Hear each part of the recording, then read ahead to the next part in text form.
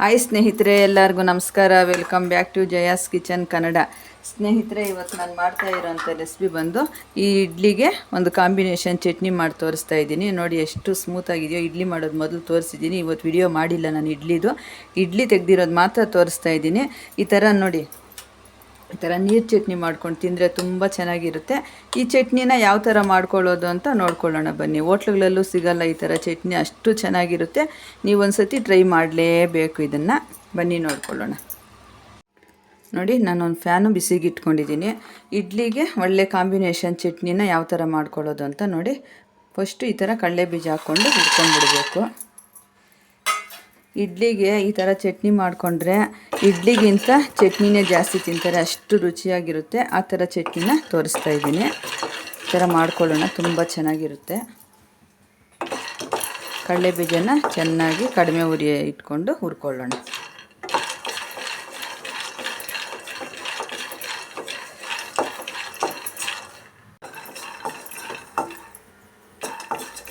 ಕಡಿಮೆ ಉರಿಯಲ್ಲಿ ಕೆಂಪಿಗೆ ಹುರ್ಕೊಂಡ್ರೆ ಚಟ್ನಿ ರುಚಿ ತುಂಬ ಚೆನ್ನಾಗಿರುತ್ತೆ.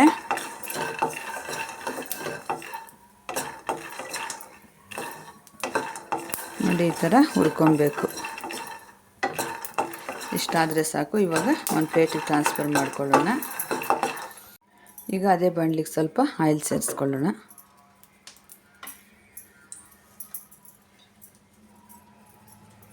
ನಾನಿಲ್ಲಿ ಚಿಕ್ಕದು ಒಂದು 10 ಹಸಿಮೆಣಸಿನ್ಕಾಯಿ ತೊಗೊಂಡಿದ್ದೀನಿ. ಈ ಥರ ಫ್ರೈ ಮಾಡ್ಕೊಬೇಕು ಆಯಿಲಲ್ಲಿ. ಈ ಥರ ಫ್ರೈ ಮಾಡ್ಕೊಂಡು ಹಾಕ್ಕೊಳ್ಳೋದ್ರಿಂದ ಗ್ಯಾಸ್ಟ್ರಿಕ್ ಬರಲ್ಲ. ಈ ಥರ ಹಸಿಮೆಣಸಿನ್ಕಾಯಿ ಯೂಸ್ ಮಾಡಿದ್ರು ಕೂಡ ನಾವು ಈ ಥರ ಫ್ರೈ ಮಾಡ್ಕೊಳ್ಳೋಣ.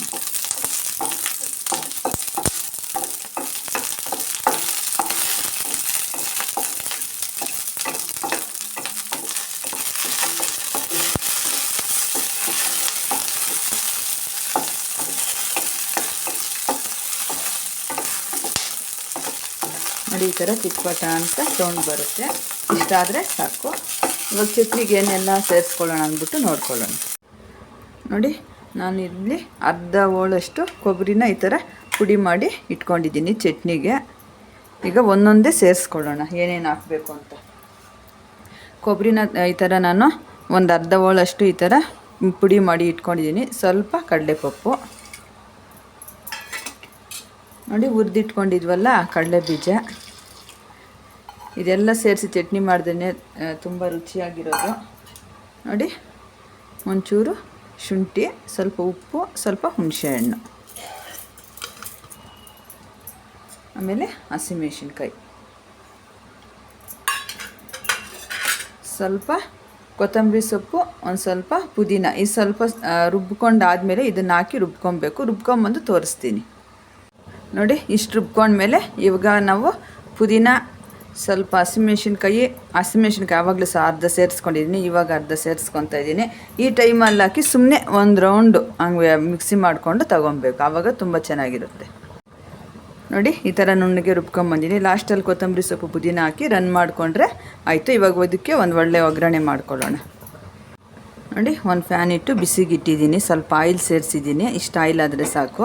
ಇವಾಗ ಒಂದೊಂದೇ ಎಲ್ಲ ಸಾಸಿವೆ ಎಲ್ಲ ಸೇರಿಸ್ಕೊಳ್ಳೋಣ. ನೋಡಿ, ಒಗ್ಗರಣೆಗೆ ನಾನು ಸ್ವಲ್ಪ ಉದ್ದಿನಬೇಳೆ ತೊಗೊಂಡಿದ್ದೀನಿ, ಸ್ವಲ್ಪ ಕಡಲೆಬೇಳೆ, 2 ಒಣಮೆಣಸಿನ್ಕಾಯಿ ತೊಗೊಂಡಿದ್ದೀನಿ, ಸ್ವಲ್ಪ ಕರಿಬೇವು ತೊಗೊಂಡಿದ್ದೀನಿ, ಸ್ವಲ್ಪ ಸಾಸಿವೆ, ಸ್ವಲ್ಪ ಇಂಗು ಸೇರಿಸ್ಕೊಳ್ಳೋಣ. ನೋಡಿ, ಸಾಸಿವೆ ಸೇರಿಸ್ಕೊತಾ ಇದ್ದೀನಿ.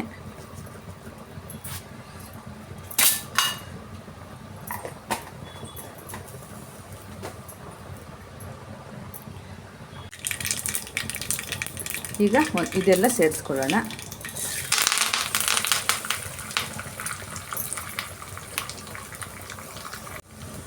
ನೋಡಿ, ಈ ಥರ ಫ್ರೈ ಮಾಡ್ಕೊಳ್ಳೋಣ.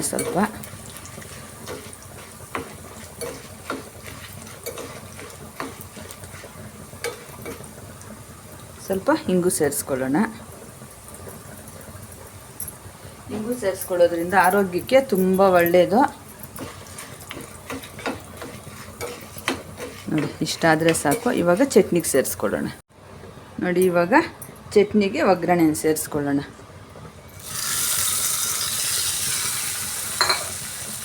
ಇಡ್ಲಿಗೆ ಈ ಥರ ನೀರು ಚಟ್ನಿ ಮಾಡ್ಕೊಬೇಕು, ತುಂಬ ಚೆನ್ನಾಗಿರುತ್ತೆ. ಇಡ್ಲಿ ಕಾಂಬಿನೇಷನ್ ಚಟ್ನಿ ನಾನು ಮಾಡಿ ತೋರಿಸ್ತಾ ಇರೋದು. ಇಡ್ಲಿ ಎಲ್ಲ ಮಾಡೋದು ಮೊನ್ನೆ ತೋರಿಸ್ಕೊಟ್ಟಿದ್ದೀನಿ. ಆ ಥರ ಇಡ್ಲಿಗೆ ಈ ಥರ ಚಟ್ನಿ ಮಾಡ್ಕೊಳ್ಳಿ, ತುಂಬ ಚೆನ್ನಾಗಿರುತ್ತೆ. ಕಂಪ್ಲೀಟಾಗಿ ಚಟ್ನಿ ರೆಡಿ ಆಯಿತು. ಈ ವಿಡಿಯೋ ಇಷ್ಟವಾದಲ್ಲಿ ಲೈಕ್ ಮಾಡಿ, ಶೇರ್ ಮಾಡಿ. ಇಡ್ಲಿಗೆ ಕಂಪ್ಲೀಟಾಗಿ ಚಟ್ನಿ ರೆಡಿ ಆಯಿತು. ಇದೇ ಥರ ಚಟ್ನಿನ ನಿಮ್ಮ ಮನೆಯಲ್ಲೂ ನೀವು ಒಂದು ಸತಿ ಟ್ರೈ ಮಾಡಿ ಯಾವ ಥರ ಬಂತು ಅಂತ ಕಮೆಂಟ್ ಮಾಡಿ. ಚಟ್ನಿ ಜೊತೆ ಇಡ್ಲಿ ಜೊತೆ ಚಟ್ನಿನ ಸರ್ವ್ ಮಾಡ್ಕೊಳ್ಳೋಣ. ಈಗ ಬಿಸಿ ಬಿಸಿ ಇಡ್ಲಿ ಚಟ್ನಿ ರೆಡಿಯಾಗಿದೆ. ವಿಡಿಯೋ ಇಷ್ಟವಾದಲ್ಲಿ ಲೈಕ್ ಮಾಡಿ, ಶೇರ್ ಮಾಡಿ, ಕಮೆಂಟ್ ಮಾಡಿ. ಹಾಗೆ ನಮ್ಮ ಚಾನಲ್ನ ಸಬ್ಸ್ಕ್ರೈಬ್ ಮಾಡಿಕೊಂಡು ಸ್ಕಿಪ್ ಮಾಡ್ದಿರೋ ಕೊನೆ ತನಕ ವಿಡಿಯೋ ನೋಡಿ. ತುಂಬ ಧನ್ಯವಾದಗಳು.